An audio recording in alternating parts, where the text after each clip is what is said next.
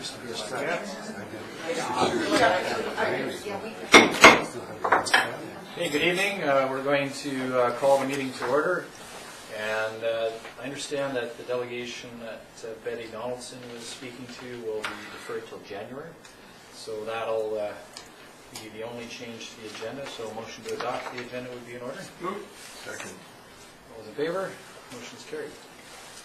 All right, so we're going to move on with the awards presentation. So I'm going to take the podium here. If that's where you want me, Councilor McKinnon. That's right. I'm going to move over here.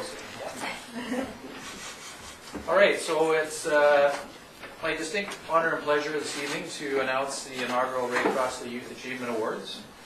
As many of you will know, our Councillor Ray Crossley served 2+ terms on Comox Council, starting in 2002. It took him 3 tries to get elected, and if anyone represented perseverance and dedication, certainly to family and friends and to his community, was Ray Crossley. He had Tourette syndrome, and he managed to deal with that, plus the loss of his wife to breast cancer, and with all that, he raised 2 fine young men who are doing well in the world, so that everyone knows the kids are doing all right. It's been 2 years plus since he passed in October, a couple of years ago, and his sudden loss certainly was a loss to his community as well as to this council. I know that he would be very pleased today to see that we are honoring the first 7 recipients of these awards. And these awards really are helping to celebrate, along with family and friends and the community, the recent achievements of select Comox youth who have persevered and dedicated their own lives, along with support from their family, of course, towards higher accomplishments. And I do want to thank a special mention to Councillor McKinnon and his committee for selecting those initial recipients. I know a lot of work went into that, and certainly you'll see the names as they come forward here today, well-deserving young people. So with that, I'll turn it over to Councillor McKinnon, and he can do the first award, and I understand councillors will then take turns with the rest. So over to you, sir. Yes, I'm very pleased to announce the first recipient of the Ray Crossley Town of Comox Youth Achievement Awards. The first recipient is Carly Brenneman, a world-ranked snowboarder. Carly attended Comox Public Schools, graduating from Highland, and had a breakthrough year in FS World Cup Women's Snowboarding, highlighted by a 5th place finish in Italy. She is currently ranked in the top 15 in the world. Congratulations, Carly, and accepting on behalf of Carly today are her dad and mom, Tom and Lori Brenneman. Please come on.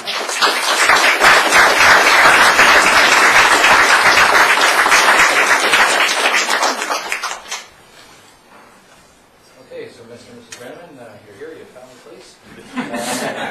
Thank you. Maybe move in front here. I don't know if anyone wants to take a picture or not, but we'll maybe get a group picture at the end. So thank you, and then there's a content to go on with it. But this plaque does honor Carly for her work to this point, and we look forward to many more great things for her time. Thank you very much. Thank you.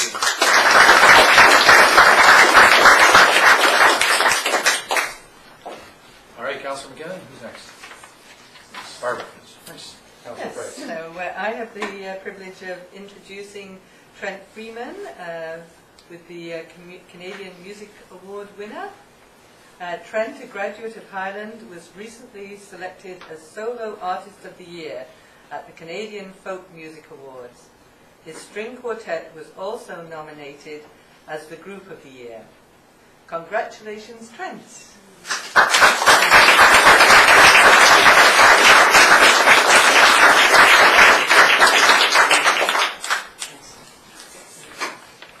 All right, so I've known Trent since he was that little and running around baseball fields and also on the hockey rink. You're the only kid I ever saw with a yellow helmet. Not sure why, but you always stood out. So congratulations, and I know you're releasing your CD this Friday night. Oh, well done. So congratulations again, and I know your parents have been great supporters. Take a picture.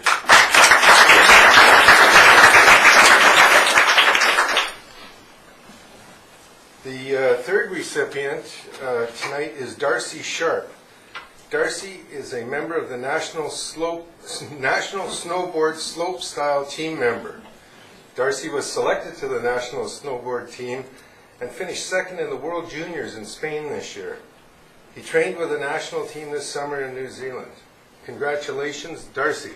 And here tonight on his behalf is his dad, Don. And while he's at it, come on up, Don, because the fourth recipient is Cassie Sharp, who's also an offspring of Don, so we thought we could do a dual thing. And Cassie's on the Canadian Freestyle Halfpipe National Team. Cassie's been selected to the Canadian Freestyle Halfpipe National Development Team and is currently ranked 17th in the world. So congratulations to Darcy and Cassie.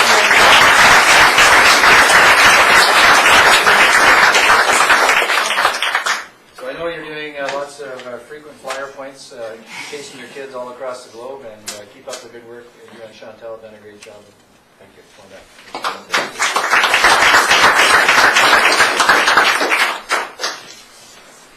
Patty? Thank you. I have the honor of introducing our next recipient, who is Noah Lewis. Noah Lewis was familiar to me when he was running around the rec center when he was about that big. But he has gone on to many great things, graduating last year from Highland School, and he was selected as the Osler Shield winner. That's the student who best exemplifies academics, athletics, and leadership at the school.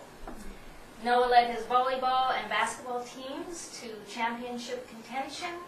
He started an intramural lunchtime program for all students, coached younger students, and he was involved in Highland's Impressive Legacy Project. Congratulations, Noah, and on behalf of Noah here today are his parents, Ann and Bruce.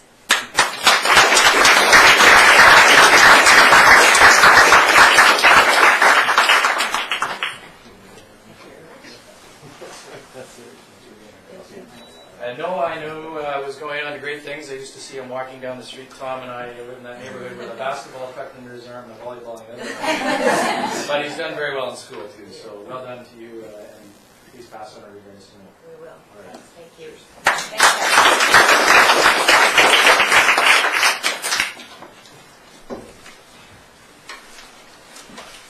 All right, Councillor Swift.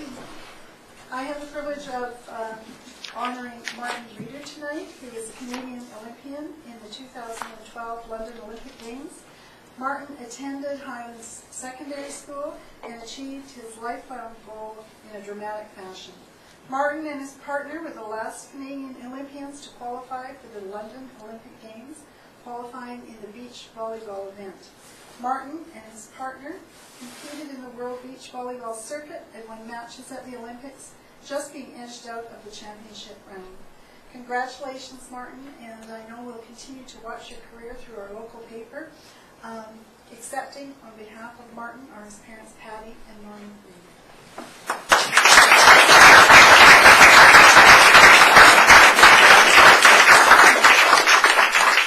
Congratulations to Martin and to you guys for all the support that you provide. I know Martin also helped out on many occasions with the high school volleyball programs. One of my sons is involved, and I certainly appreciated his help. And no doubt he'll be contributing in many ways to the community and to the world of beach volleyball. Thank you. Thank you.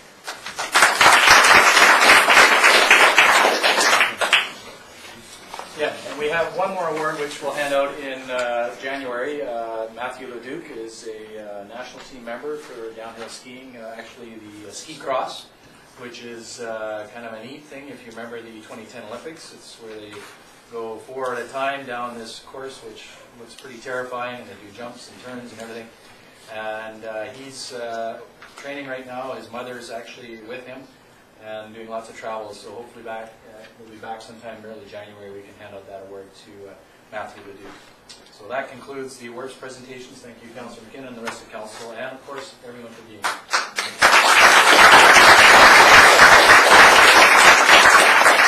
I'm not sure the media may want to get a group photo or what have you. We'll leave you guys to figure that out. You can stay for the rest of the meeting if you want, but if you want. Paul, could we get an update from Don on the snow conditions right 7 feet. All right, that's wonderful. And if parents could tell us what they fed their kids for breakfast, that would be nice. We'll just let them clear the room for a moment, and then we'll carry on with our delegations.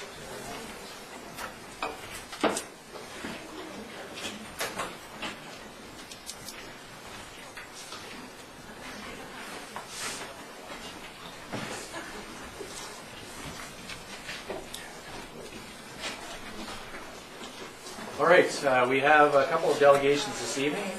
First delegation is Fred Bigelow, Chief Executive Officer of the Comox Valley Airport Commission, here to give us an update on the going on at the airport. And thank you, Fred, for being here.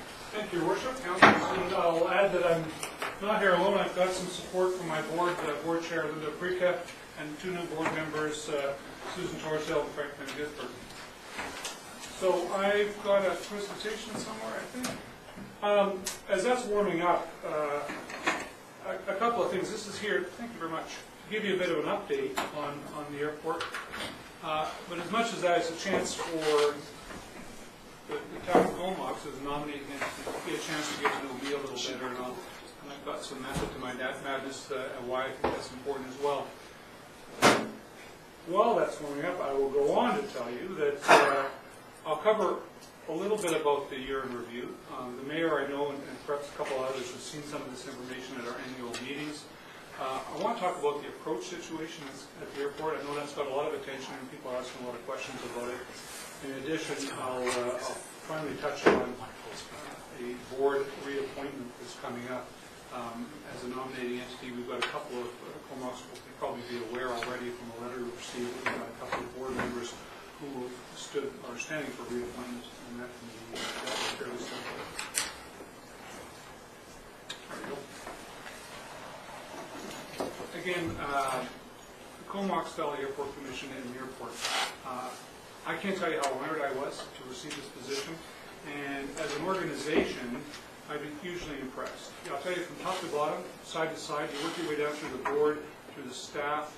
We have tenants and concessions, the airlines, and our volunteers. We've got about 50 volunteers who really put their heart and soul for us.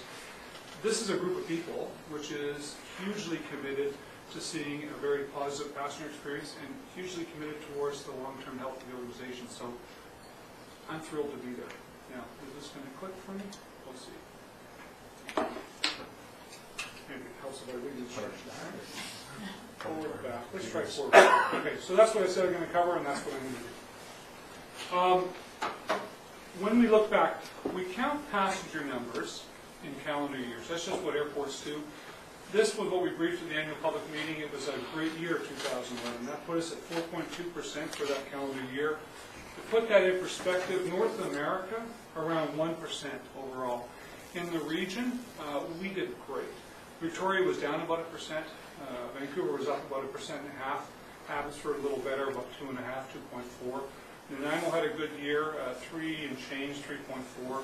But 4.2 for us was great, and that compares very favorably to our strategic plan, which aims for 3%. And I'll talk a little bit more about the current year we're in after I talk about the financials. But the financials reflect these numbers. Able to keep expenses down at 3%. That revenue figure of 6% meant that we were able to produce a pretty good surplus for the year. And again, that's a reflection of the great year we had with the number of people who flew through YQQ. So a good year last year. This calendar year has gone pretty well. We're sitting at about 7% today. If anyone flew on WestJet last summer, you probably had 2 seatmates, right? Those airplanes were full up, 97%-ish load factors in the peak months. So again, that puts us around 7% at the end of October. Probably see that in November. The numbers are just coming in. And we estimate around 6% for the calendar year. Again, very favorable compared to our strategic plan, around 3%, which should put us around 344,000 passengers a year come 2050. Think back to 1991, 50,000 passengers a year. Okay, it's been a bit of a wild ride, and that's gone well. I'm enthusiastic, but I'm also cautious. Cautious because we lost Air Transat last year, right? We found out late in May that Transat wasn't going to do its winter service. That's going to have an impact. That's about 7,000 passengers a year last year. WestJet will pick up some of that. In fact, the early WestJet flights are showing they're pretty full because that demand is there. That was a hugely profitable run, but quite frankly, Air Transat was in hurt locker financially, so they had to consolidate, and that's why they did that. Unfortunately, too late for us to find another carrier that could pick up that demand for this year. Of course, we're looking for next year now. So that will impact us. The other thing that's going to impact us is the approaches. We've lost some flights last winter. We've lost some flights this winter. This is something we're And we're taking them pretty darn seriously, and that's what my next topic is, to explain what's going on with those approaches. Talks about the trees and the runway work, and that got a lot of attention in the press recently. In fact, Michael was asking me about that not too many weeks ago. I'm going to talk about the way things should be normally, the way they are normally, the way they are because of the obstacles and the work that's being done on the runway. Normally speaking, Comox, the base, provides industry standard Category 1 instrument approach. And this is the kind of thing you find all over the world, all over North America. And that's to runway 12, where you come in over Seal Bay and you head in towards the base for runway 12 on the instrument landing system. And that system is designed to set the aircraft up 200 feet above the runway, a half a mile back. So put it in perspective, you know when you're driving down to Kin Beach, you just go by the Griffin Pub, just there, and you see a landing light to your left and one to your right, that's where that aircraft is. So when everything's working normally, at 200 feet above the runway, a half mile back, that's where the pilot makes the decision. Can they see the runway and land, or if they can't see it, they've got to divert to their alternate or maybe try another approach. That's the normal situation. So along came these obstacles. People are fixated on the trees in Kai Bay, and there's some political sensitivities there as well, in terms of landowners who are making their legal objections to having their trees topped. That's part of the problem, those trees, but there's some other obstacles. To make it simple, or to make the explanation simple, Transport Canada has some rules that say if there are obstacles which penetrate a safety buffer, then everything gets jacked up. And depending on the level of penetration, it gets jacked up to 500 feet. So that's the difference. An aircraft that comes down on approach, he or she's got to stop that descent at 500 feet, and if they can't see the runway at that point, off they go to their alternate, or back, in case of WestJet, maybe back to Calgary. Maybe it doesn't seem like much if you're descending from 35,000 feet down to 200 and 500, what's a few hundred feet? Well, grade 4 geometry tells you that that more than doubles the visibility requirements. That more than doubles, obviously, the ceiling requirements. So this time of year, when you get ceilings down in that 200 to 500 foot range, that's what causes problems. Put it in perspective, I've flown about 5,000 hours. In that time, I think I missed an approach at 200 feet, maybe less than 5 or 6 times. It almost never happens. It only happens when you get low-lying fog with basically clear skies above, or really dense fog. So that's what happened with the obstacles. And of course, this started some time ago, about this time last year, when those obstacles were being noticed, and they had to report that and apply these regulations. Then came something you read about in the paper about a month ago about the work that's being done on the runway. And what did that cause? And if you're not sure, or if you weren't aware, they're working on the arrestor gear, which is these cables across the runway about 1,000 feet down. They're sort of like the cables on the aircraft carrier. This is work that's been planned for some time now. What it does is it knocks off the first 3,000 feet of that runway. And that's basically so that the workmen working in here don't get a haircut when somebody comes in and touches down on the runway. That's not a big deal. Okay, it's a 10,000 foot runway. That leaves 7,000 feet. That's the same length as the longest runway in Victoria. So the length is not an issue. But what it does is it affects the instrument landing approach, and it means that the aircraft can only descend down to 560, about 560, maybe 564. A very marginal change. So really, although technically the runway work trumps the trees, the issue is we've got to get back down towards a 200-foot approach. This is a temporary measure. The work's going to be completed. Initial plans were calling for the middle of December. I understand there's been some problems with the work, and that's going to be delayed a little bit, but that's going to be sorted out. Once they finish the work on runway 12, they have to do the same thing down on the other end of the runway 30. But again, this is a temporary thing, and it really doesn't change the situation that much. It even has less effect on the other end of the runway. Runway 30, when you come over Point Holmes, doesn't have a precision approach. It's got a non-precision approach, which normally only allows a descent down to 336 feet above the runway. That's good enough, though, because if you remember, when the weather's bad, when we had the storms this week and it was howling, where's the wind coming from, right? Southeasters. And so normally speaking, runway 12, not this one, is the one in use. In addition, aircraft like the 737 that WestJet flies can accept up to a 10-knot tailwind. So even when the weather's down, usually when the weather's down, the wind's not that strong, they can still use 12. So that's a long-winded way of saying runway 30 is not that big a deal. And when you put the obstacles on top of that, it increases it to 516 feet. Again, not a huge increase, and it's not not that popular a runway, if you will, because normally the aircraft are landing on runway 12. That's what the approach work and the trees have caused. The trees and the other obstacles are really the kicker, and that's what's going to get both this approach back down to 336 when those issues are resolved, as well as runway 12 back down to a 200.5 approach.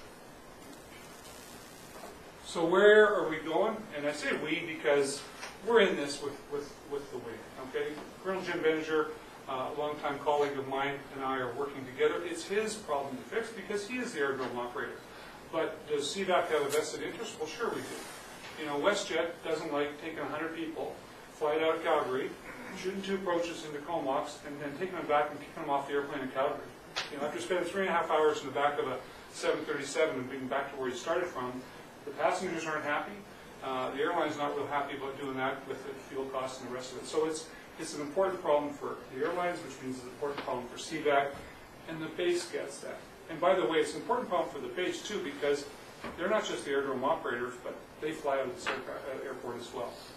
So we're working together because there's some things that I can do that D&D can't.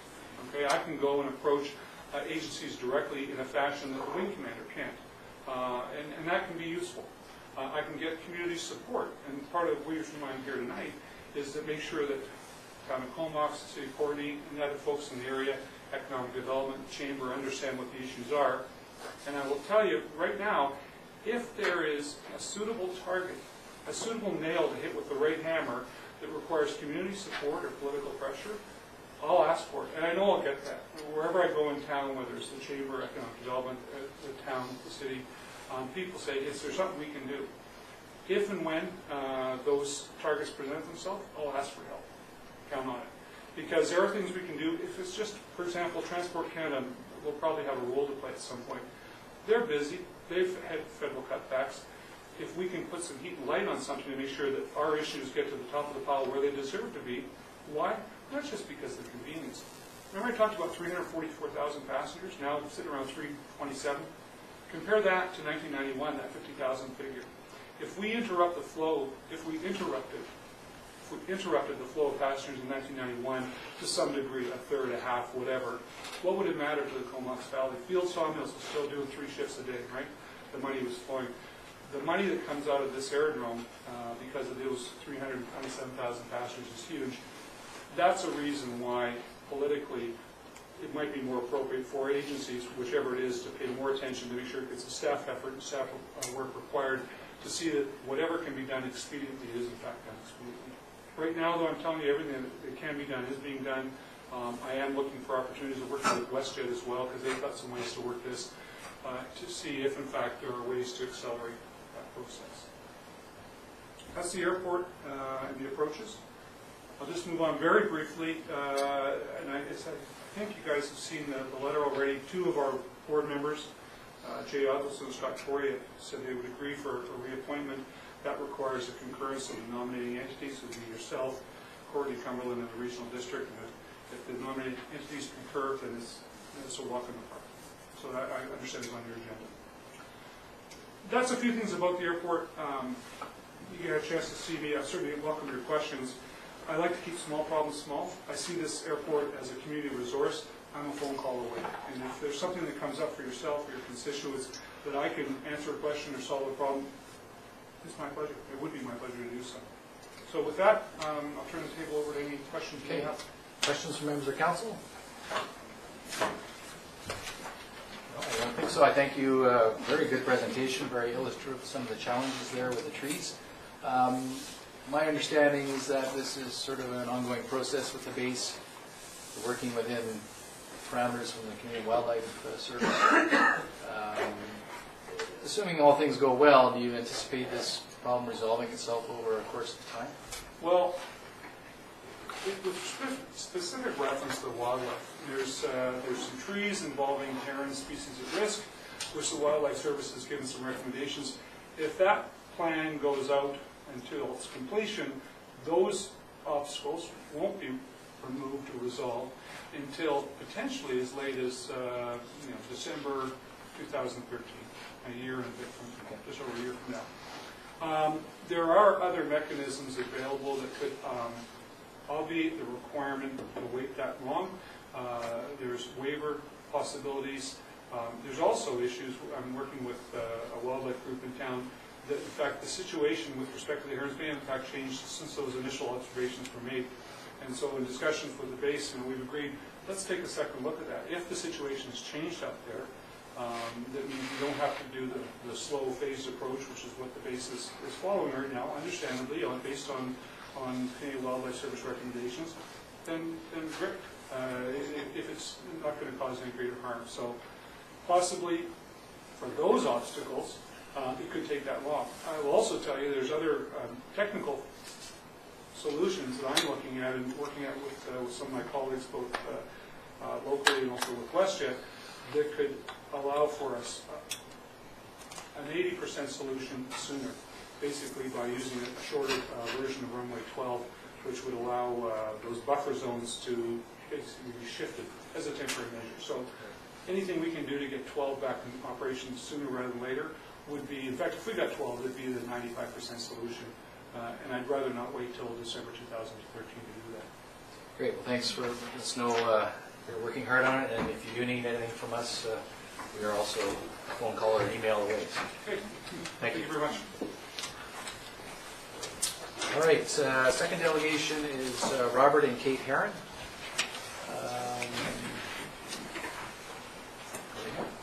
There. Okay, there's Kate. Sorry, and Robert. We're both here. Yeah, if you come to the podium and you have the floor. Thank you, Mr. Mayor and councillors. I've never participated in a forum like this before, but since we received documents that might affect our property, I thought it was appropriate for us to respond.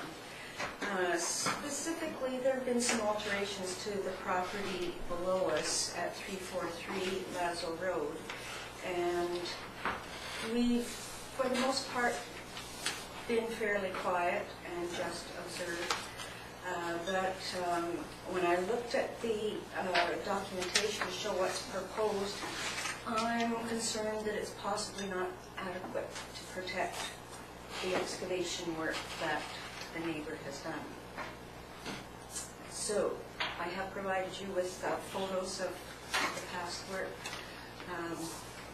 They date from 2003 till 2006. There have been 3 different times when some fairly significant damage has happened, and I just I would like to see the planning department appropriately involved. Okay. Any questions from members of council? And you have provided a written submission with some photographs.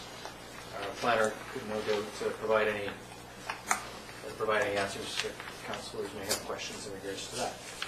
Just one question. Are you specifically concerned about erosion? Is that, or the bank itself? Is that the main concern? If that one slope were to slump, I would be worried that it would be our job to repair it when it didn't have anything to do with us.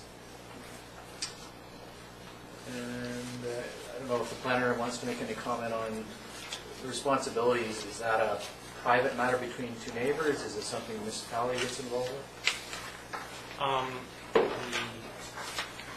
In this case, my understanding is that some cut work has been done to that bank without a permit, so that would be a matter between the property owners. In this case,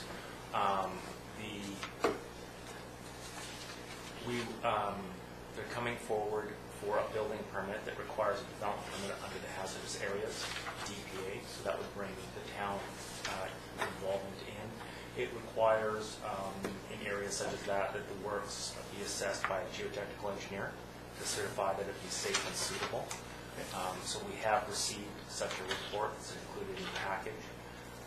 If the development permit is then issued, at time of building permit, a covenant would also be registered on title, restricting the use of the land in accordance with the geotechnical report, and then that would be on title for the next owner as well to have that information. So we're really, in terms of the works, we would be relying on the certification of a professional engineer. All right, any further questions at this time for the delegation or our planner? We will be dealing with the application here shortly on the agenda. Thank you for your presentation. All right, we'll move on to minutes of meetings. We have the council meeting of November 21st, the minutes for approval. Moving second on approval. Any questions? All those in favor? Motion's carried. We also have the committee of the whole meeting minutes of November 28th for receipt. Receipt? Second. Moving second on receipt then. All those in favor? Motion's carried. There are a number of recommendations from that committee of the whole. First one is the funding for projects carried forward to 2013 capital plan as listed on the agenda, and those will be carried forward to the next budget year. I'll move that. Thank you. Second. Any discussion? All those in favor? Motion's carried. We also have the recommendation that $5,500 of capital funding be reallocated from equipment purchases at the rec center to installation of flooring in the gymnastics facility entryway. Second. Any discussion? All those in favor? Motion's carried. Third one was council authorization to staff to dispose of surplus equipment as noted in the staff report from our municipal engineer dated November 21st. Move. Second. Seconded. All those in favor? Motion's carried.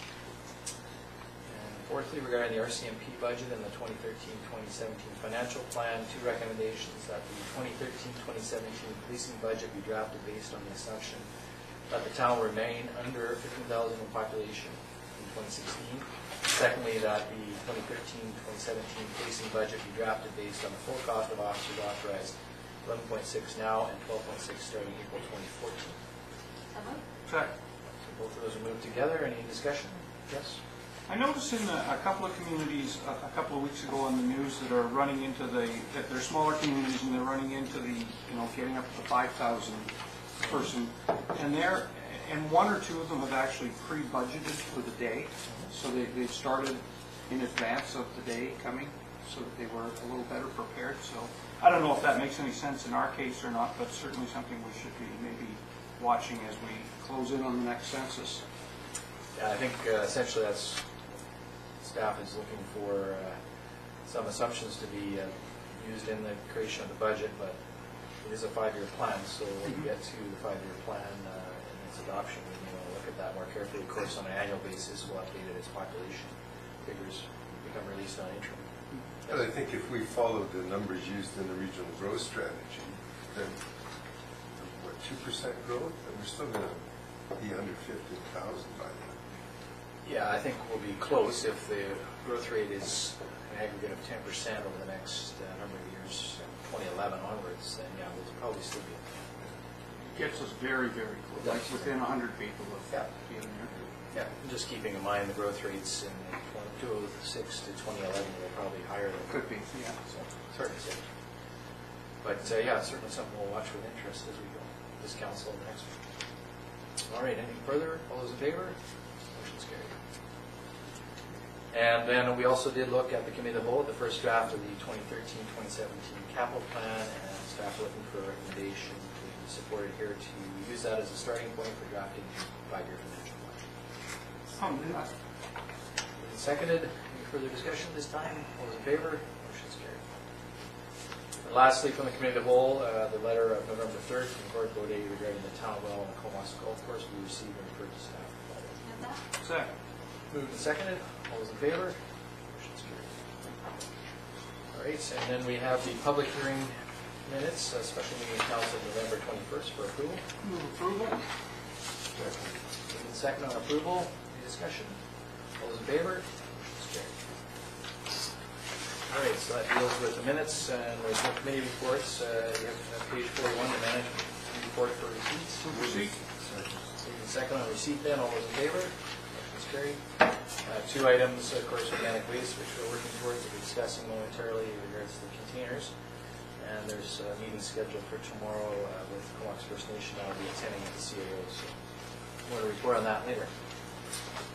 After that meeting. So anything further, seeing none, we already voted on it, so that's good.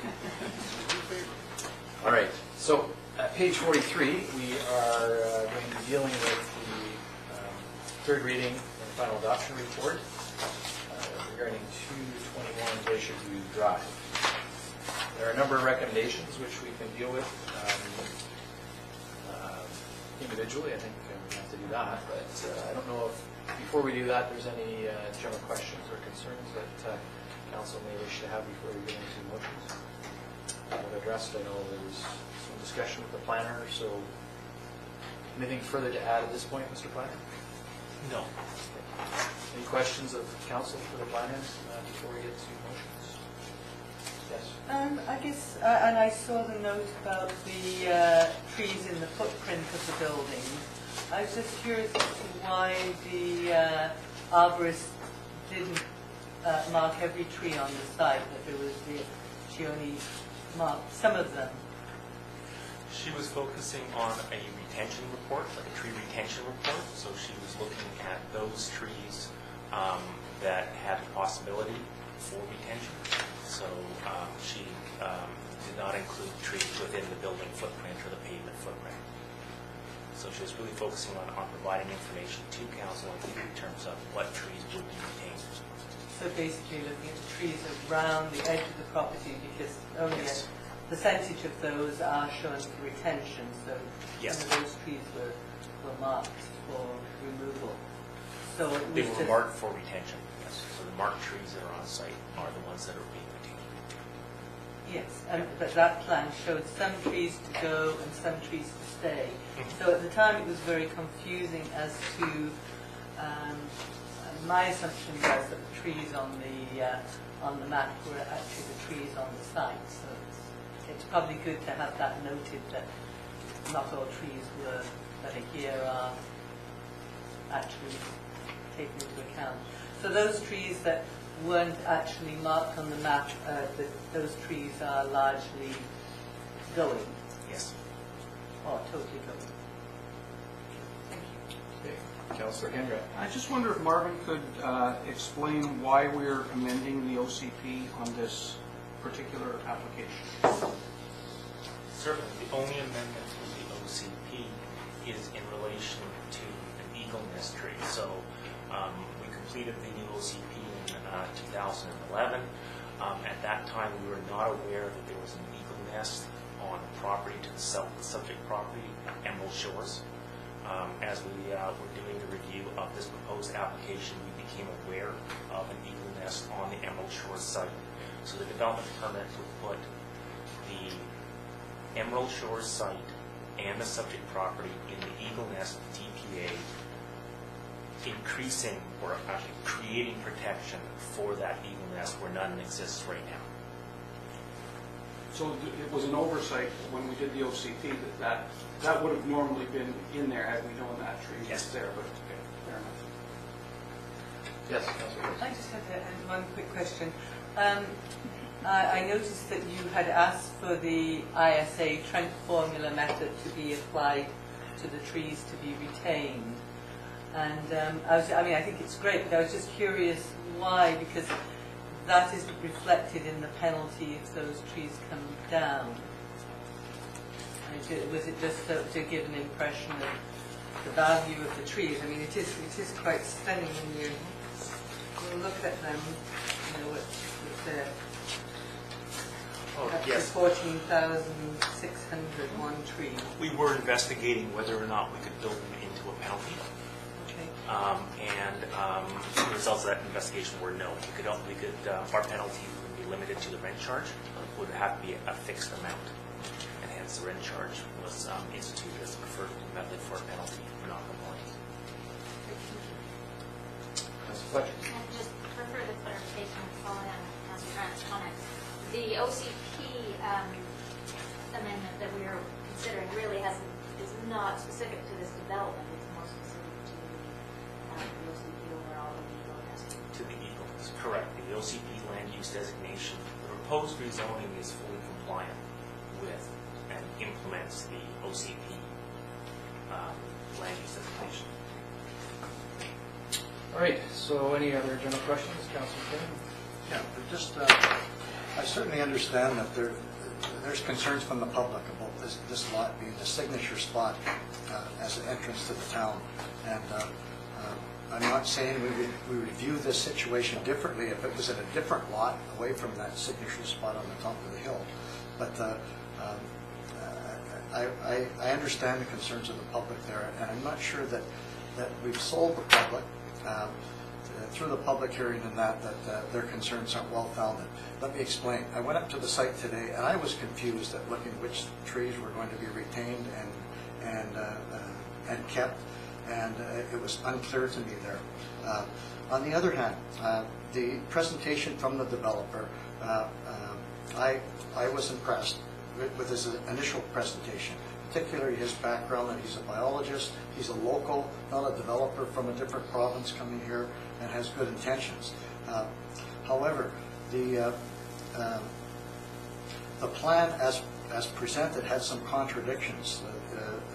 Councillor Price has referred to the arborist report being slightly different, and we've had an explanation for that here. But I think for the public, the public are leery about this one because of the spot on and the entrance to our town, and that's understandable. And I'm wondering if we don't need to revisit this with the developer on relooking and making it clearly visible through three-dimensional graphic designs, or through a change of plans to make it more, to get public sentiment to show less concern for this. Whether that's appropriate now, I'm not sure, but those are my thoughts on Is that this. your question for the planner? Are you questioning whether it's appropriate, or are you making comments during? Whether or not we should take a check on this and have the developer come back with a more graphic design that seems to be clear on which trees are going to be retained and not retained, and clearly his selling point at the public hearing was that he's going to be eco-friendly, make a development that the town can be proud of, and certainly the people that I have talked to or have talked to me certainly don't have that sentiment right now. So I think the procedural question on that is that if that was the wish of council, then it would trigger another public hearing. Yes. I think that's what the planner had indicated previously. So in any event, I guess we'll see what council wants to do with it.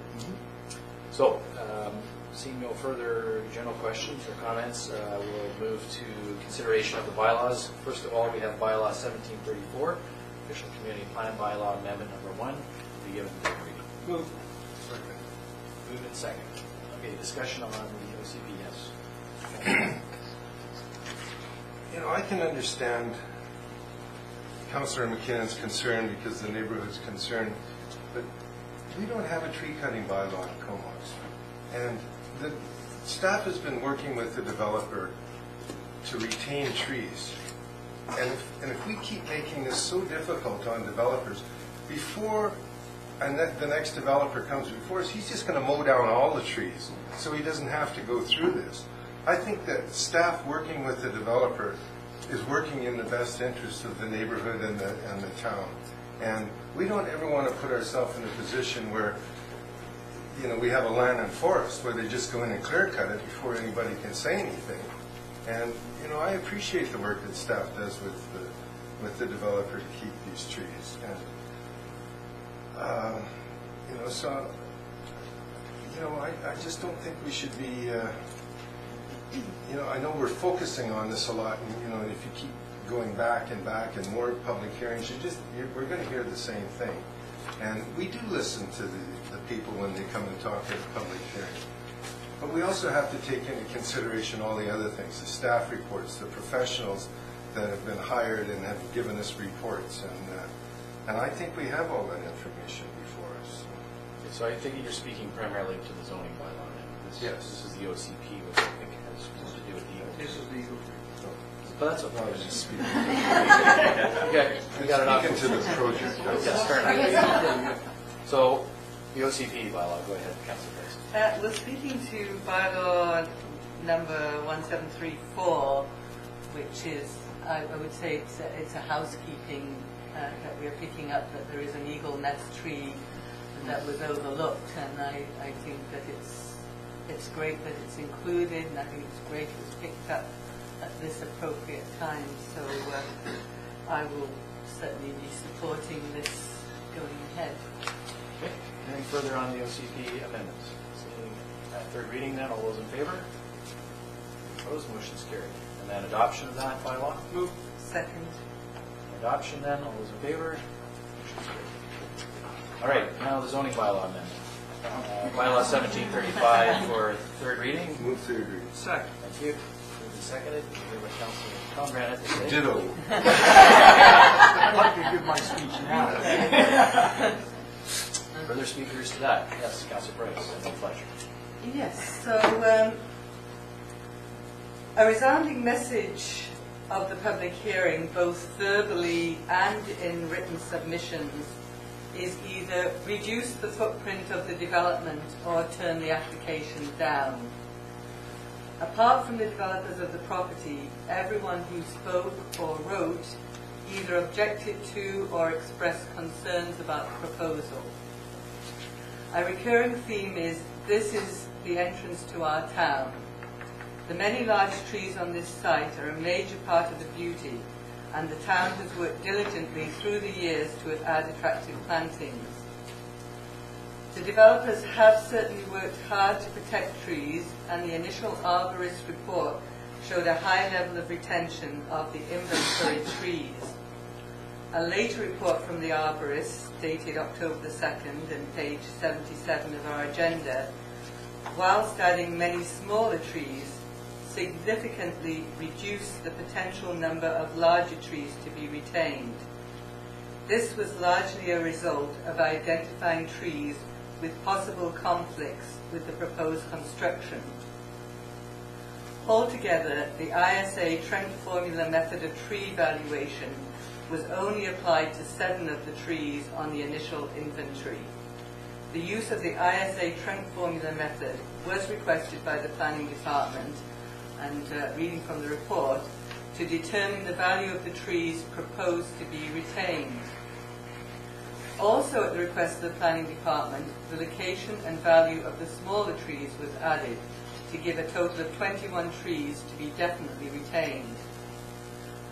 Of these 21 trees to be definitely retained, half are very small, under 20 centimeters in diameter, and only 3 trees, 2 of which are Douglas fir and a maple, are over the 60 centimeters in diameter into the big tree league. This compares with 15 trees currently on the inventory that are 60 centimeters or more. Some of the trees on the maybe list may stay. However, in my experience, when trees and buildings conflict, it is generally to the detriment of the tree. Another difficulty is visualizing the before and after look of the property.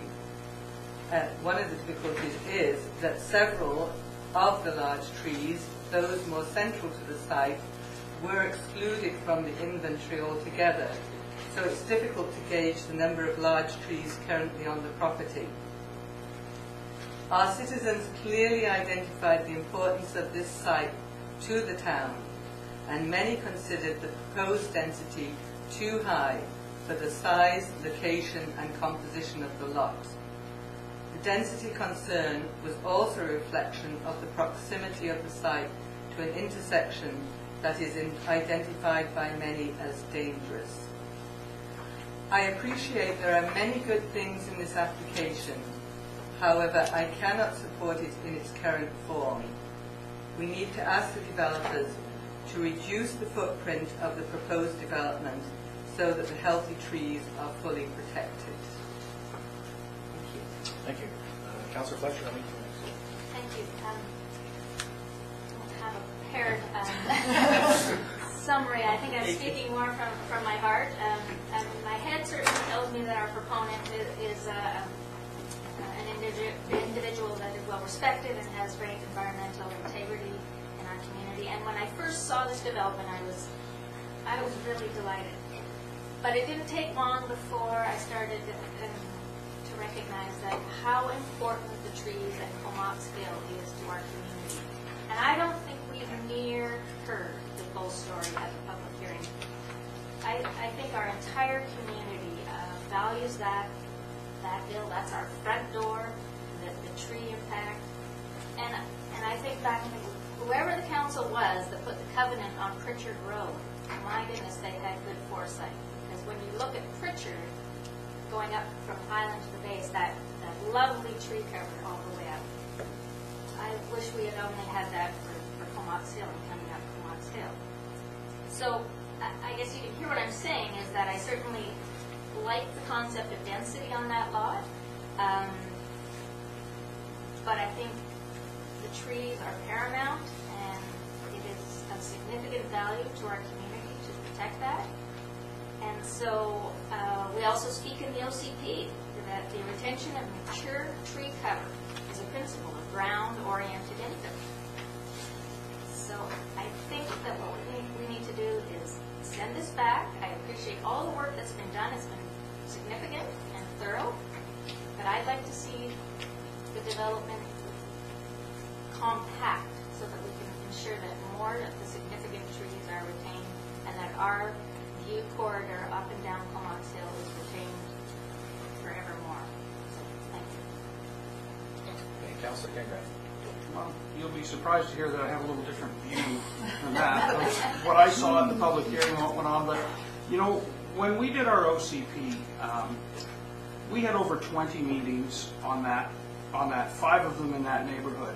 And our OCP is not a council document, it's not a staff document, it's not the mayor's document, it's the citizens' document. The citizens of our town built that document, and when we had conflict, we went back to those neighborhoods and tried to get the neighborhoods to find solutions in there. In this particular case, this was put on our OCP as ground-oriented infill. We didn't get any conflict, and that I can recall, and in talking to staff, they don't recall on this site at that time either.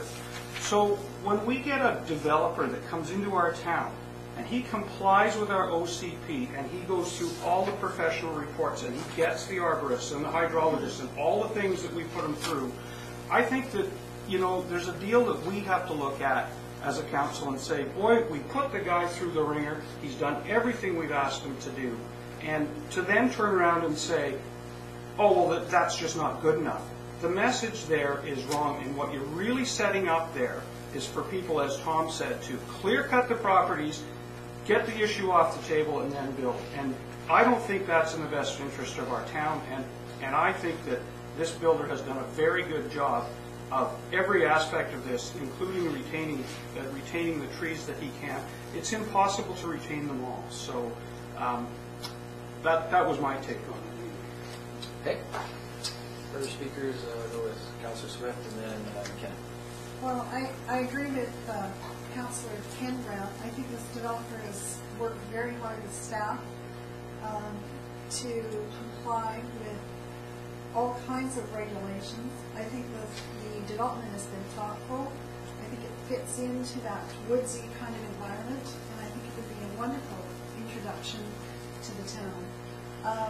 I understand Councillor McKinnon's desire to see more what it would look like, but I don't think it would make any difference to what would actually happen here. So I would see it of limited value, and we know that there's some time constraints if they want to get started before the eagle nesting period.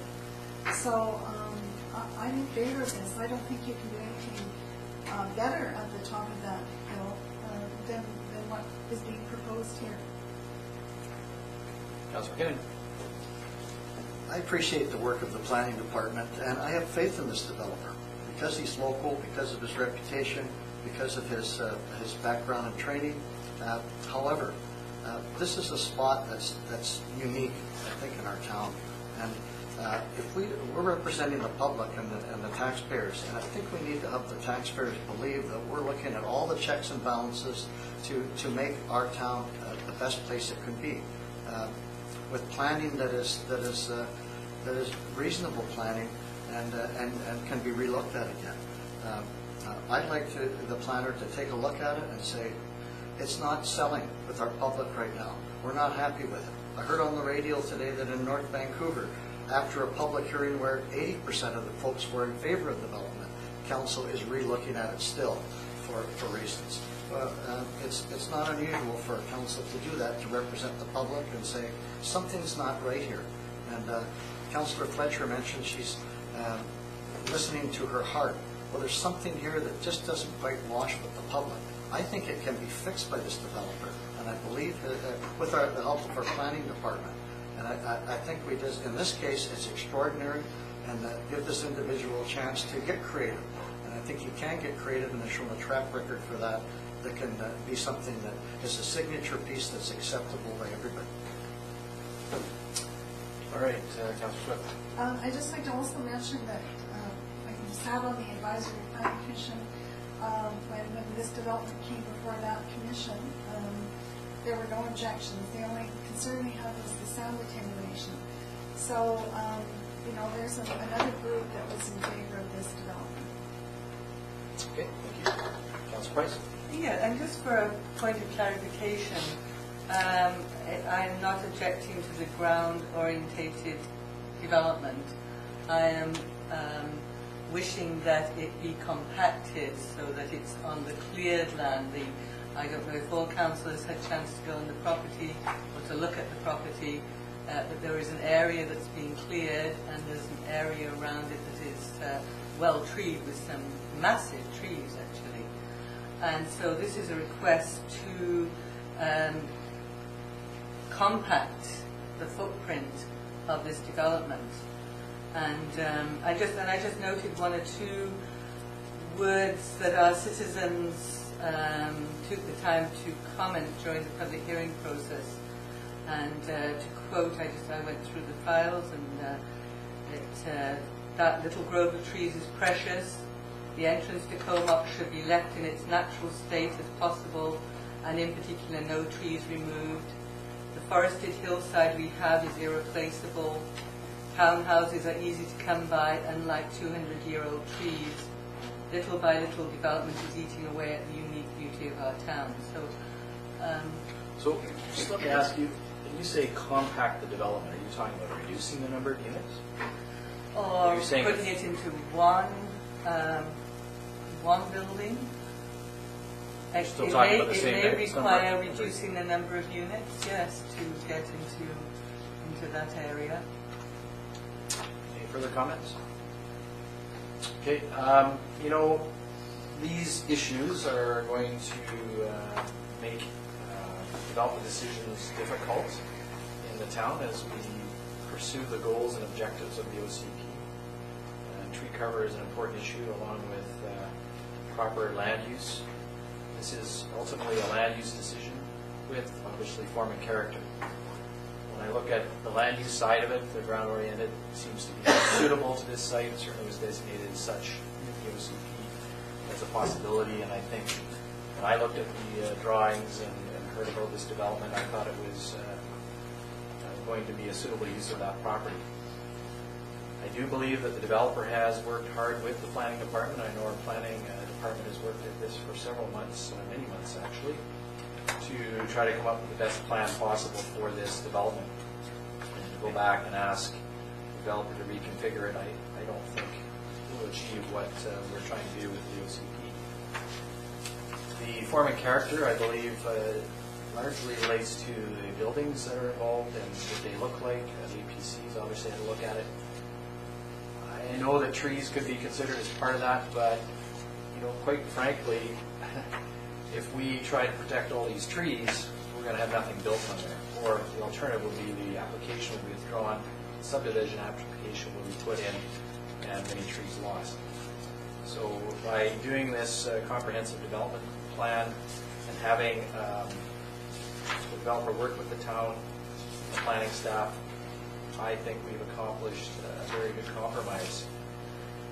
And hopefully many of those trees that are subject to construction impacts will be retained as best they can. I'm sure that people 100 years ago look at many more trees in this community which have been cut down, and we're trying to do the best we can an ongoing basis. So I certainly feel that it's worth supporting at this time. I don't believe that much would be served by going back again and looking at the configuration of this site. I think we've got enough information here now. I don't think we need to have schematics for this. I think we've got a good arborist report here which indicates where exactly these trees are and what might be impacted. So certainly will support it this time. Any further discussion? Seeing none then, at third reading of the zoning bylaw amendment 1735, all those in favor? Those opposed? 3 opposed, motion's carried. And for adoption? Move. Further discussion, adoption, all those in favor? Those opposed? 3 opposed, motion's carried. And in terms of the phase development agreement, bylaw 1736 for third reading? Move.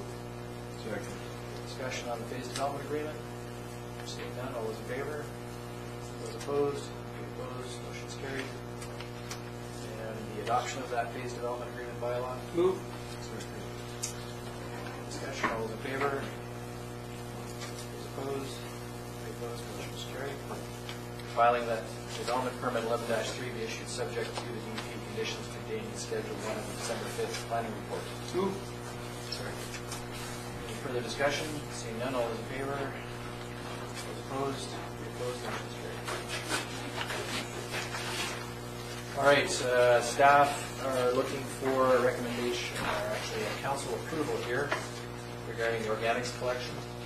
Starting at page 85, report from our Director of Finance is there.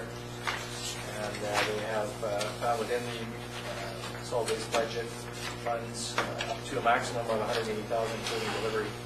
We're looking for authorization to obtain the best available pricing and order those bins to that limit of funding. Move the recommendation. Seconder? Second. Discussion? Discuss it, yes. Go ahead, Councilor Points. I certainly agree that we need to provide bins. The report speaks to participation will be low unless we supply bins, and I certainly agree to that. So my questions were, it mentions that the regional district budget, although small, it would cover 1,000 of the bins. Are we looking to the regional district to... For funding assistance, CAO? Senior Director of Finance here. Not at this time. They have applied, I believe they have applied for a grant through FCM, which, if successful, could help offset a portion of these costs. How that money is divvied up goes unclear, as Cumberland, who will also be part of the pilot, will be using a container of mixed yard waste and compost. So there, again, maybe a slight amount of money, I would put that on. And we also discussed that if we did, perhaps if we had the town logo on and property of the town, that we could use other funds to pay for them. Is that something that was relevant, I think, to the gas tax funding, gas but I tax. think we found that there's enough money in our solid waste budget to cover it. Yes. We still have a hard time accepting that gas tax money would be valid for that purpose, given the extra cost of labeling the bins. And as on my way home the other day, I noticed recycling bins from the city of Waterloo on our streets. So these things do travel. Well, another thing with gas tax money is you have to actually own the infrastructure. So if you give them to the citizens, you don't own the infrastructure anymore. So that may be how it gets excluded out of that. But this is a pilot project, and to spend $180,000 on a pilot project to find out if we're actually going to go ahead with this, that just seems so wrong to me. The other thing about this pilot project is that, if I'm not mistaken, it's not even us at the end of the day that gets to decide whether the pilot project goes through, but it's the Solid Waste Management Committee, and I would imagine they would be talking with the garbage provider, or the garbage taker-waiter provider. The guys at Mterra, I guess, is what I'm trying to say. So when we're going to go and spend $180,000 to find out if we might go ahead with the project, and then have a third party actually decide whether or not it goes through, that's just, to me, a crazy way to spend $180,000. I can't get my head around why we would do that. it is a pilot project, not to prove the technology, but to ensure the volumes. So this is kind of a dog chasing his tail, because what Don indicates in his report, if you want to get the volumes up, you have to encourage the participation of the community.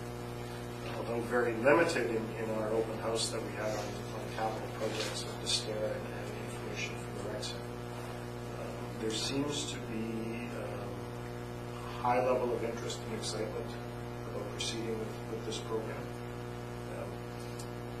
Given that if the volumes are there for both Comox and Cumberland, if the program rolls out to Courtney and with, I would imagine, extended to Campbell River as well, it benefits all of us as it extends the life of the landfill, which saves all of us money.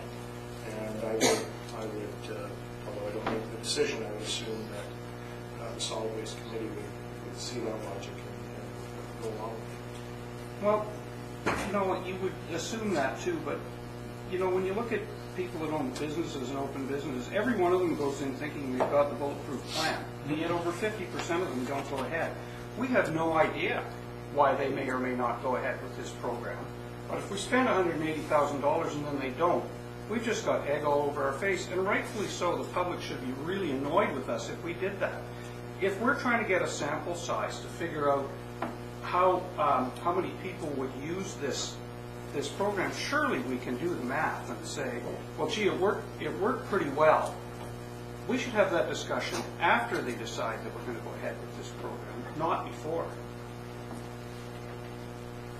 Right. Well, certainly the experience of Vancouver Island with other communities that have done this, even on a pilot basis, that would have proceeded to the full implementation. I think our community is being looked at as a showing compact community that it can work. We've had a very great success in the Blue Box recycling program, the yard waste program. The investment here, I think if we can achieve 500 tons diversion a year by 2017, that's with tipping fees the way they are, that's going to save us money year over year over year. I don't believe this is something that is looked at as the town doing it to see if it works. It's the town doing it and having other communities follow our lead once we've been underway.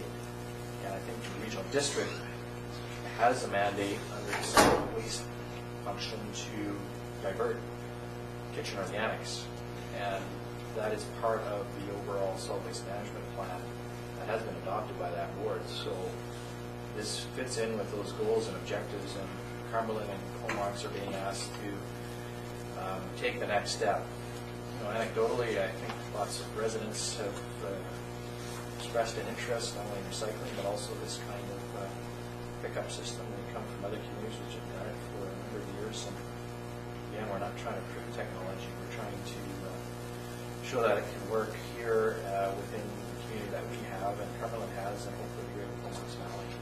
And you do have to make an investment at some point to facilitate the same way that blue boxes were acquired and distributed, but you have to do the same for the bins. I don't think there's any question about it. So it's really a question of authorizing this through the budget process. Yes. So Cumberland, we know, are going to be mixing their kitchen waste with their yard waste, right? So they have no need for the 1,000 bins that the solid waste management has set aside. So have we requested those 1,000 bins from the solid waste management? CAO, perhaps, I think you commented on it earlier, but I don't know if they got to that point. I didn't attend the meeting. Shelley, do you recall what was discussed? We have definitely alluded to the fact that if there is any assistance that can be provided for the town to help provide bins, then definitely we would be looking to extend the assistance. So rather than that, we can give specific directions to staff. This $180,000 was going to purchase how many bins? I think essentially around 4,000. Around 4,000. So we could essentially reduce that by 25% by getting those 1,000 bins from solid waste management.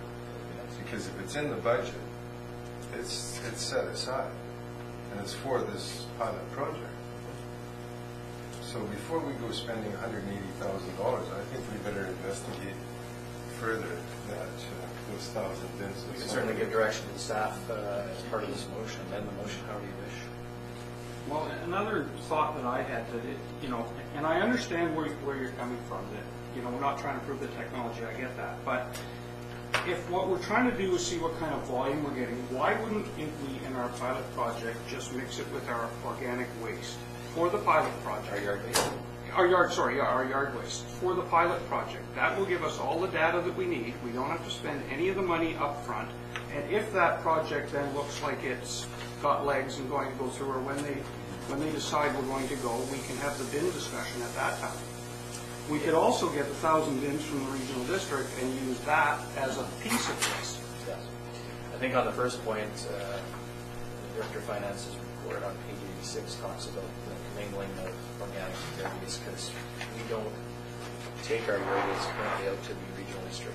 It's taken to the one down by the airport for the time being. So that would be a cost disincentive for us to do that. It also might be more difficult to measure the success of the program and have it mixed in. I agree. I think that would be great. I think see Cooper's doing it, but it doesn't seem to work with our current program. As far as the second point was around 1,000 bins, I think certainly we can direct staff to say, hey, we're going to incur some expense here. We need some help. So are you saying that it's not possible for us to mix the two for the pilot project? Or We could, but then we'd have to change our yard waste program, and that would create more expense for yard waste especially. So it's an expense issue. So how long is this pilot project running for? 1 year? So did I. Sorry, people on the solid waste program. I believe that you guys figure out what we're doing. I believe that they're planning on doing it for at least the next 2 years as a starting point, and hopefully beyond that. I don't see it in the we're going to try this out and we're not going to do it anyway. It's going to be more how many communities come on side with it and how big they can make the processing facility, right? Councillor Price. Yes, and that's my understanding of the piloting, is that it's not about a yes/no. I think I understand the decision has been made to go ahead with it, and I understand too that the regional district of Nanaimo, they do organic pickup throughout the regional district, not just in the urban areas. Yeah, and they started with a smaller part of their community, and then they expanded. and then build it out. And I think we're all aware that we do need to do things differently. In the old days we put everything in the dump, and it was just a different philosophy. But now we are trying to separate, and it's not just avoiding putting it in the dump and saying we don't see it, it's gone. It's saying that some of the stuff is valuable and has a better use than filling our landfill with the associated tremendous cost down the road of creating more landfill space. So I see it as a pilot that we are just, the first to roll out, and I understood that we were the first to roll out because of the interest we've shown, and I certainly saw interest when I was door knocking during the last election. So I would certainly be happy to see the recommendation amended to include that we do go to the regional district and seek the money for 1,000 of those bins. So I don't know. You certainly can make that amendment, if that's okay with Sure. Councillor McKinnon, who's on next to speak. Just a quick question, would that change in expense of mixing, would it be more or less than $180,000? Well, Are you able to determine that? it would impact, the 180 is not going to, hopefully it's going to be reduced if we get 1,000 bins. That's, we wouldn't necessarily have to have bins, but then we would have the tipping cost of our yard waste, which, from my experience, is quite a successful program, and there's lots of stuff going out there. I don't know what the volumes are, quite honestly, I can't tell you, but there would be an effect on our tipping fees for sure. Because everything then would have to go to the landfill site. Right now, yard waste is going, even from a greenhouse gas point of view, it's just going a short distance. Anyway, Councillor Price had a motion to amend. Is there a seconder for that? Oh, yeah, well, second it first, and I'll let you know. Subject to staff investigating with the regional district the provision of 1,000 days. Is that Yes, more or less the wording? yes, and to actively request from the regional district, and in recognition to the fact that we are a pilot project, and that we would like to have 1,000 bins as part of our contribution. Okay, so that's been moved. Is there a seconder for that, Councillor Fletcher? A second. Okay. On the amendment then. Anything on the amendment? Seeing none, all those in favor of the amendment? Any opposed to the amendment? Amendment's carried. So now, the main motion, was there anything further, Councillor McKinnon? You asked a question. That's great. Councillor Grant. So I have no quarrel with the organic waste pickup. I think it's a great program. We've all been behind it for a long time. I just really, I've been down this road a lot of times with a lot of issues where everybody was so certain that this was the way to go, and with no assurance. And I would even feel better if we actually had the say as to whether it went. But we don't even get the say at the end of the day. So if we had some assurance that we were going to actually go ahead with this after the 2 years is over, but we don't have that. So, and I hear that, I hear what you're saying. I hear, well, everybody thinks we're going to, and we're pretty sure we're gonna, and all of that. But nobody's going to tell us till 2 years from today if this project goes ahead. So, if the Solid Waste Management Committee wants to come back and say, no, it's a done deal, it's a guarantee, we're on, then we can talk about the $180,000, I think. And I think we need that before we go ahead. I think the solid waste management plan does provide some assistance in this regard. I'll ask Councillor Fletcher. And certainly the solid waste management plan does speak to diverting organics from the landfill. I understand your concern, and it's a bit of a leap of faith, but I think you have to know that, my goodness, the country has gone this way. The city of Toronto is doing organics for years. We're behind the times here. We're just catching up and getting our landfill to be much more state of the art. So I guess I'm asking you to believe that this is the way that the world is going, and we're just getting on board now. Well, the other imperative, of course, is the diminishing space in our landfill, which should tell you that, we've had great success in recycling programs. We've had great success in dairy waste. I believe our citizens are ready to embrace a program like this with a little bit of support with the bins, and hopefully they'll follow through on it. It will be up to individuals and their management of their own solid waste to go along with it. If we can make it a little bit easier for them to do so, so be it. People will still have composters in the backyard, but there's other things that can go in these bins that currently are going into the landfill. Anything further? Seeing none on the motion as amended, all those in favor? Opposed? One opposed. Motion's carried. All right, staff, let us know how it goes. All right, so at the special in-camera meeting Wednesday, November 21st, we resolved to present the Ray Cross the Youth Achievement Awards to Martin Reeder, Carly Brenneman, Trent Freeman, Darcy Sharp, Matthew Leduc, and Noah Lewis, as well as Cassie Sharp. Those were presented, except for Matthew Leduc, earlier this evening. So that's just the Rising report. All right, page 89, year in review. This is where the mayor gets to go back over the last year and highlight some of the accomplishments and challenges going forward. Printed starting at page 89. I'll just read it as quickly as I can. So it's entitled Back to Basics, the 2012 Year in Review. Following the November 2011 election, council and staff got down to work on a new strategic plan, establishing goals and objectives for the 3-year term ahead, and on a new 5-year financial plan, including the 2012 budget. Using the new official community plan and transportation study, both adopted in 2011, town's political and administrative leadership began to implement strategic financial plan priorities for the betterment of our growing and aging community. As we continue the next 2 years of our mandate, council and staff will assess implementation measures on an ongoing basis, having regard for basic needs versus wants, and long-term fiscal sustainability improvements. A few highlights then from 2012 as we look back at a very busy year.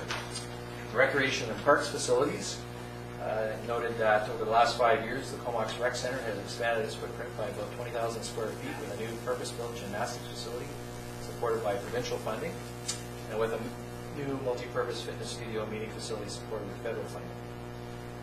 Both of those were supported by referenda. It has been an unparalleled success story. Our bottom line in terms of financial performance has improved considerably, approaching a 60% recovery rate. Our residents have embraced this new and improved facility. The rec center staff report regularly seeing up to 1,000 users per day. And also on the recreation front, a $400,000 grant has been received from the provincial government, and we are underway on the rebuilding of four of the tennis courts at Anderton Park, and of course have recently completed an outdoor fitness circuit for active residents of all ages.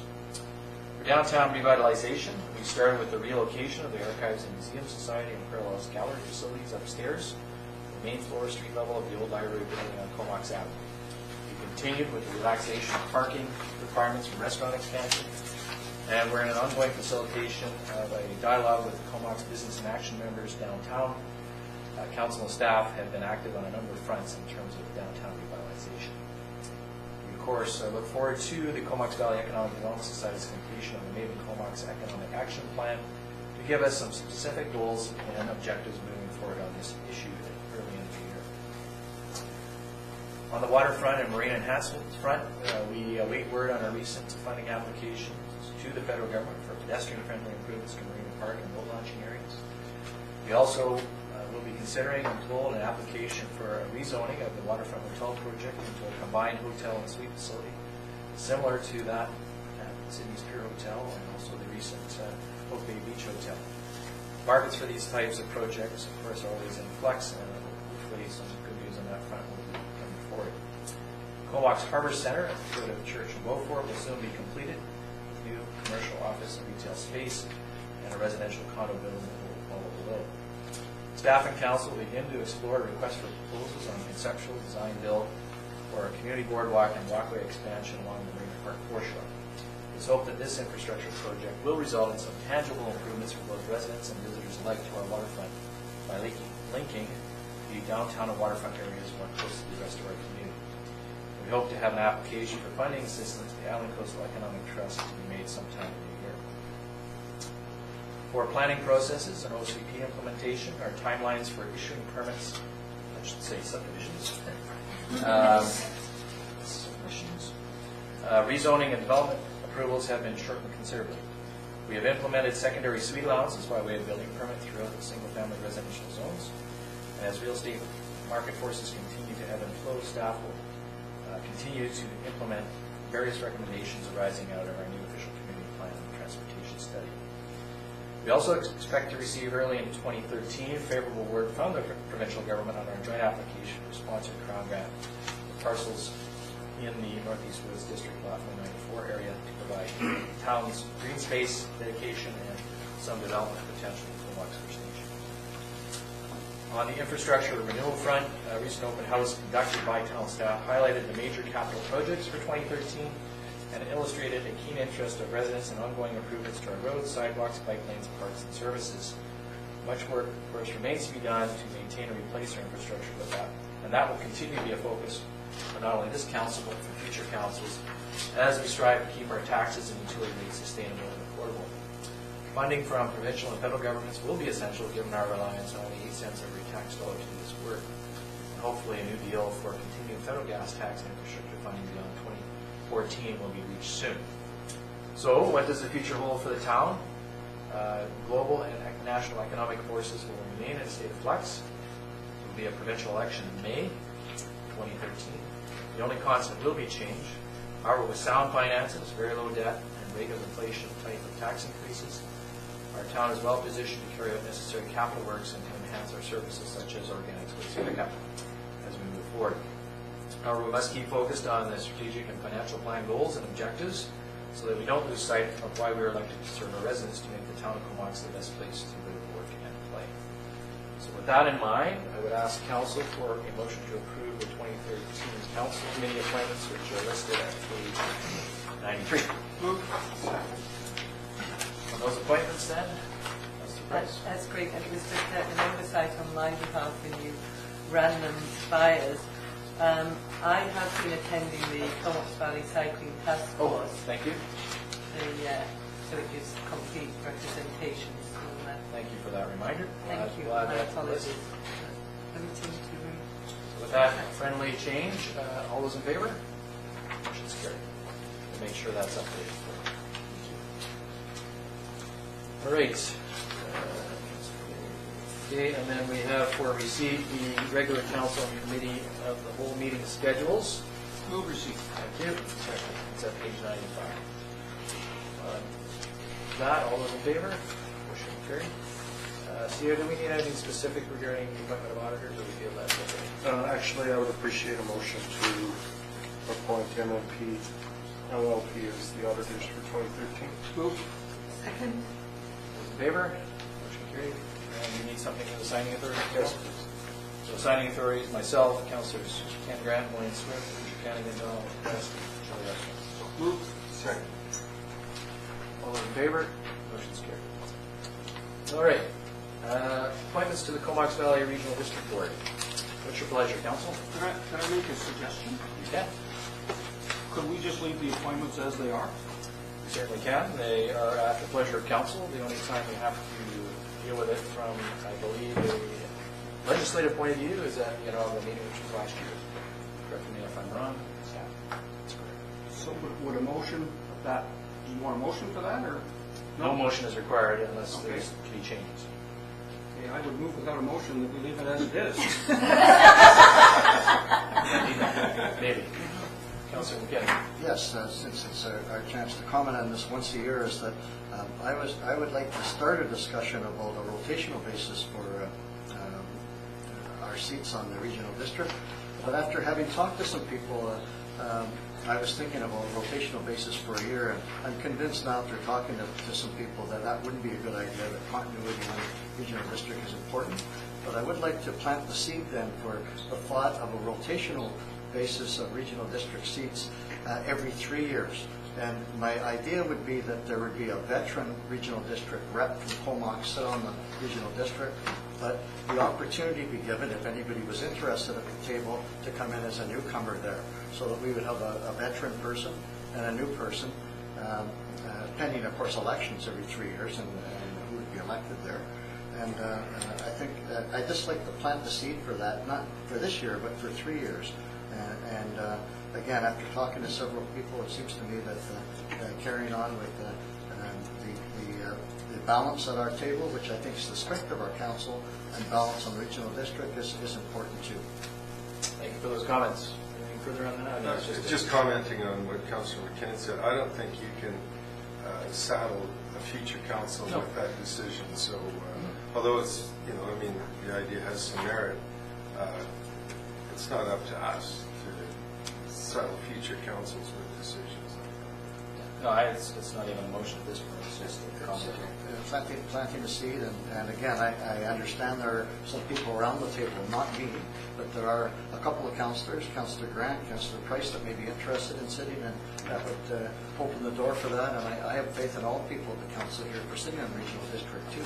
It's a unique responsibility to not just speak on behalf of the town of Comox, but I have faith in our councillors that they're also thinking about the Comox Valley, the regional district as well. And if there's people interested that would like that, you're right, Councillor Grant, we can't speak for that until the next election, but plant the seed for the possibility of having a rotation and allowing someone else to come in with a veteran, so we don't have two newcomers then.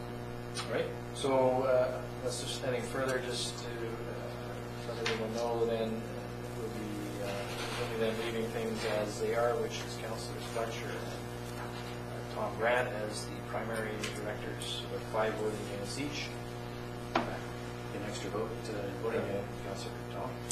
And the alternates are Ken Grant and Barbara Price. So thank you for all your work to this point and for the future. So seeing nothing further, we'll move on to bylaws. Bylaw 1738 is... Would it be appropriate to move bylaw 1738 through 1742 altogether? Do you? You need individual. I would like individual motions. Move bylaw 1738. Second on the water rates regulations bylaw. All those in favor? Motion's carried. 1739 is the sewer user rates bylaw. Move adoption. Thank you. Second. All those in favor? Motion's carried. Bylaw 1740 is the refuse collection bylaw for adoption. Move. Second. All in favor? Motion's carried. Move bylaw 1741. Thank you. Sanitary sewer use and extension connection bylaw. Any second or that, sir? Second. Thank you. In favor? Motion's carried. And finally, the storm drain connection bylaw. Move. Second. Those in favor? Motion's carried. Okay, under new business, page 109. Yes? Your Honor, I'd like to declare a conference to leave the room. Thank you.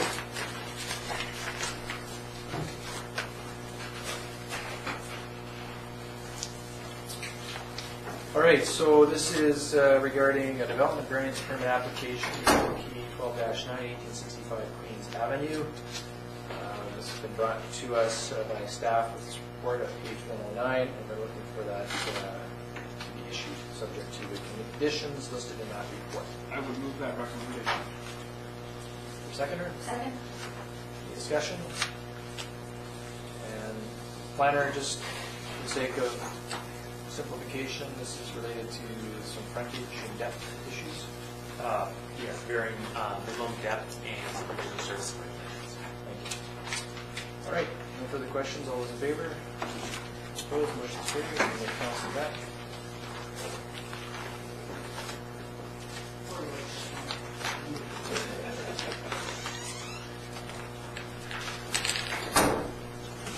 Okay, so the next one is 343 Lazo Road, page 115. And staff looking for us to authorize the issuance of development permit DP 12-1 subject to conditions listed in the report. Is there a mover for that? I'll move the recommendation. Is there a seconder? Thank you. Discussion. Councilor Fletcher. Perhaps we can hear the staff. So the delegation that was here tonight, the Herons, and looking at their letter, and if they're asking if they want to seek assurance that the proposed work on the station property will rectify two immediate issues that have caused us concern, and they know altering configuration of a critical slope, rerouting of night road storm drainage. So can you answer to that? Get any assurance?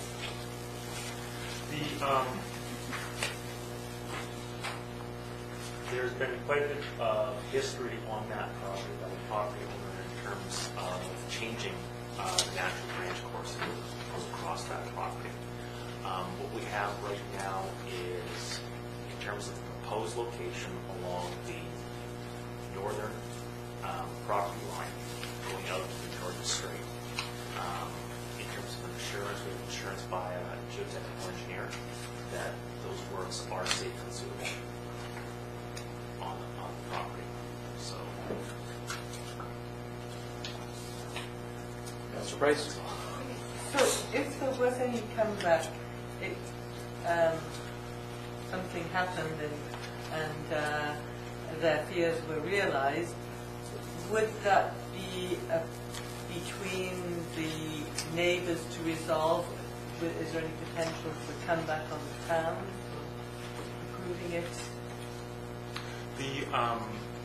The town has the ability in its building permits to rely on a professional assurance, and then it's the liability of that professional in terms of that letter of assurance. So we would simply indicate, assuming that the works were done in accordance with the design, we would then indicate that we relied on that professional for their letters of assurance, and any party that sought to join the town in a lawsuit, we would simply direct them to the professional. Any further? I just had another question on a different topic, the archaeological implications, and I realize, it's a provincial matter, but it seems very hit and miss, and it seems strange that we don't at least take the permit here. We're the people on the ground, and particularly when you read that December 2006, they confirmed the presence of a protected archaeological site and concluded the impacts to the site would result from the proposed development. That we just leave it to the applicant to perhaps deal with the province or not. And the fact that somebody next door found a human skull. So it's obviously an area, and we all know that area, it's a huge middens throughout there, and we're going to see this coming up more and more often. And I just wonder, I know we're following what's legally laid out, but I wonder if there's anything else we can do. Do we have an MOU with the Comox band, or have we looked to develop one that would fix that? If I may, the provincial government, Mr. Attorney General, the archaeological branch, has not offered any funding for municipalities to take permits on their behalf.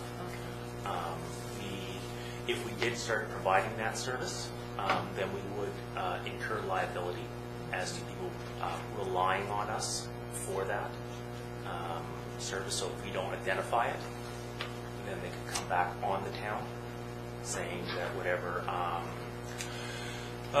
costs that they incurred that because the town did not notify them that there was archaeological deposits. Also would create a conflict in that our authority or our legislative actions, like a building permit, come from the community charter, and they are limited in terms of what we can withhold a building permit for. We have no legal right to withhold a building permit for contravention of the archaeological regulations of the province. So we start getting, and then if we did withhold it, again, we could be liable for costs incurred. Thank you. I mean, it seems unfortunate when I hear what you're saying with regards to our road.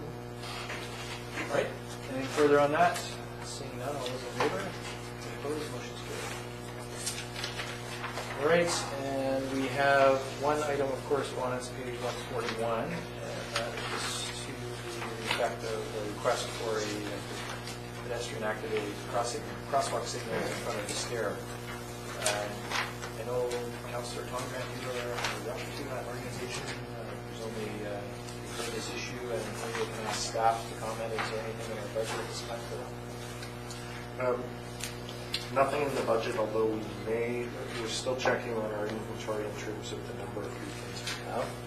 And I think it would be appropriate if this was just referred to staff for follow-up. Okay. And I was going to suggest. And then we can respond back. So a motion to refer to staff for follow-up? So moved. Second. All those in favor? Motion's carried. I'd just like to comment, though, just to back up what Charlie was saying, is that there is a lot of seniors that cross that road at night, and it's... Yeah, I can see it. Cars come around that corner very fast. All right, well, hopefully we have some inventory. So we'll have a report back. Yes. Yes. Yes. You're back. Probably in January, I expect. All right, reports from members of council. Start with Councillor Swift. Okay, since we last met and reported out, I've spent some time in San Francisco. So that was an enjoyable time. But since returning, I attended the county, the public hearing, the town staff party, and the Fulberg event, their silent auction and Santa parade. And that's it. Councillor Fletcher. Since we last met, I attended the public hearing for the Tree Drive.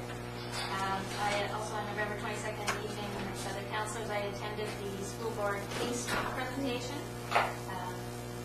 Basically, that is it's a great idea of encouraging families, children, walking, riding to school.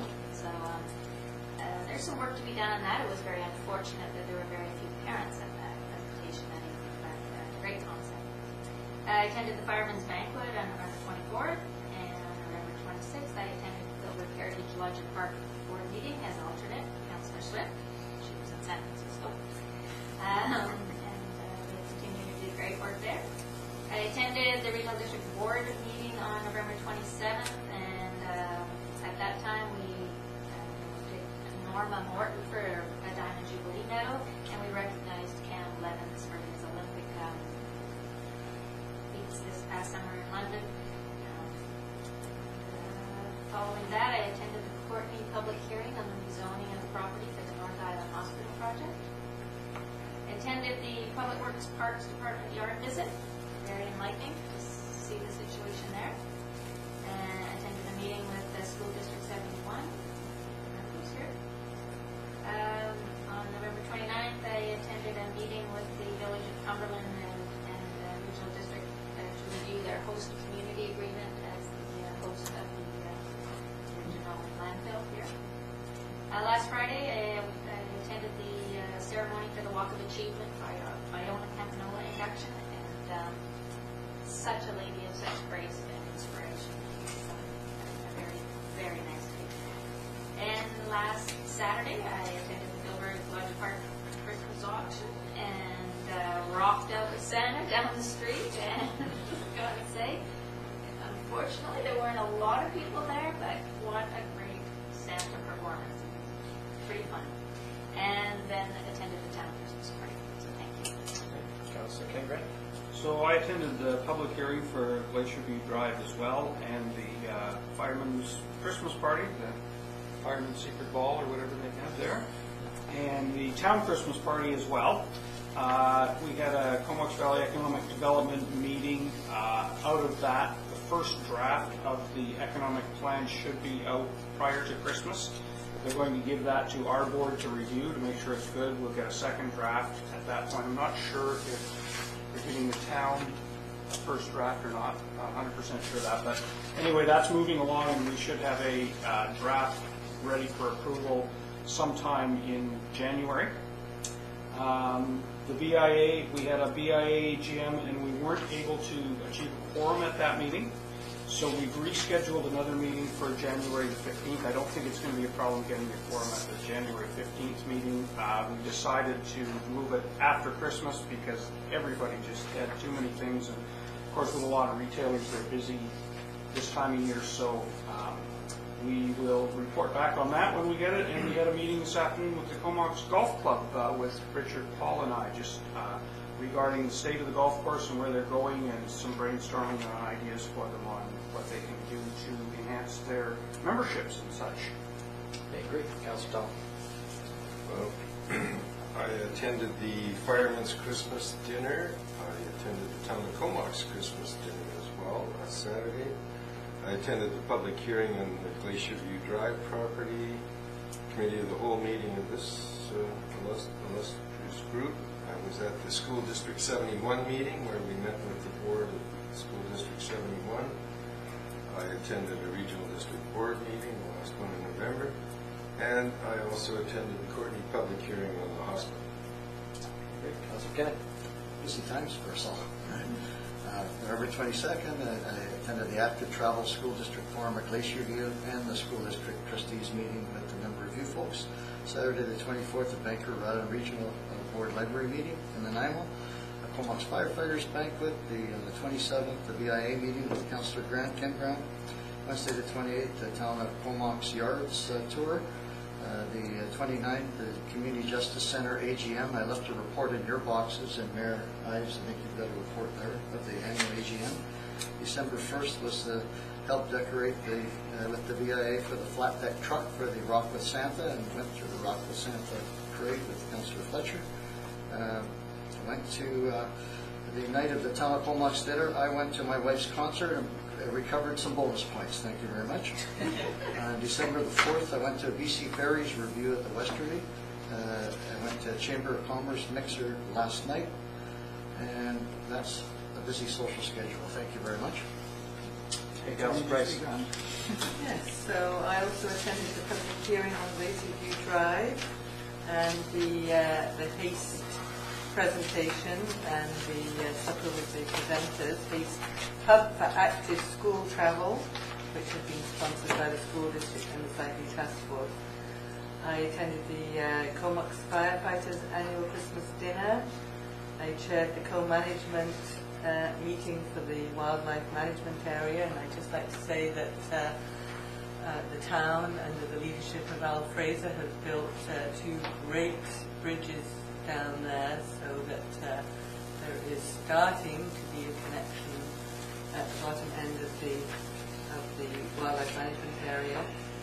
And I also attended a subcommittee meeting of the co-management committee to look further at rationalising trails within the Northeast Woods. I attended the Walk of Achievement and the Public Works Yard tour, the Town of Comox Christmas dinner, and the Social Planning Council meeting, and also the meeting with the school district board. Thank you. We're going to report on a few things here. I attended the honorary members and honorary colonels lunch at 19 Comox Officers Mess. Our resident illustrious wing commander, retired Stocky Edwards, was the guest speaker. It was a wonderful event. You hear one of his stories. I'm sure he's got many, but it was very, very interesting. Fire department banquet and the town Christmas party as well. They attended. I also helped with the Courtney Christmas parade. The mayor's dog and I walked through the parade, and we helped judge some of the many entries there in terms of their presentation. And quite an event. Every year it gets bigger and better. Met with the president of the Chamber of Commerce around development and building permit processes, explaining what we had been doing in terms of our streamlining, and looking forward to hearing what other communities have accomplished in that regard.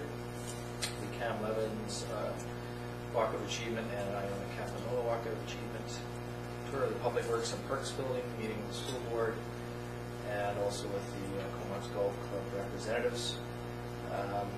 I did show up at the tail end of the Comox BA's Rock with Santa. Wasn't sure whether we were doing tree lighting or not. There were some people there hanging around, and through the magic of Christmas, actually, it was a photo cell. The lights came on, so it was all fun. They came on, and there was a few people wondering, okay, You didn't get the memo. I guess not. So anyway, the last thing I'll report on, we had our mayor's lunch meeting. Two of the mayors and the regional district chair, and you'll be interested to know that both the Village of Cumberland and the City of Courtney are now working their way through the regional context statements that they have to provide as part of the adoption of the regional growth strategy. So they're moving as quickly as possible on those, and hopefully we'll have those adopted within the 2-year time frame. They were legislated to do so. I know we've got ours through our OCP. It was just good timing for us. That's my report. No other items. Any questions from the media? Questions from members of the public? Yes? Yes, Your Mrs. Worship. Halliday? I'm wondering, from what I've heard tonight, why would you not have a tree protection bylaw on private land, on the private parcels? Because if we had that, it would not be the onus of the developer and his goodwill as to whether he saves those trees. He'd have to come and ask for a permit. Whereas in Vancouver has permitting system. I do believe that is in our work plan for 2013. If I'm not mistaken, Ms. Nato, as planner, we are working towards that. That question has come up not only in the development scenarios, but also individual property owners. So we're working towards that. Shall I get the CTRA to put in a letter of support for that? Certainly wouldn't hurt. Thank you. Right, thank you. You can address it to us, and we'll make sure it gets to the planning department. All right. Nothing further, then we'll entertain a motion to adjourn. Move. All those in favor? Motion carried.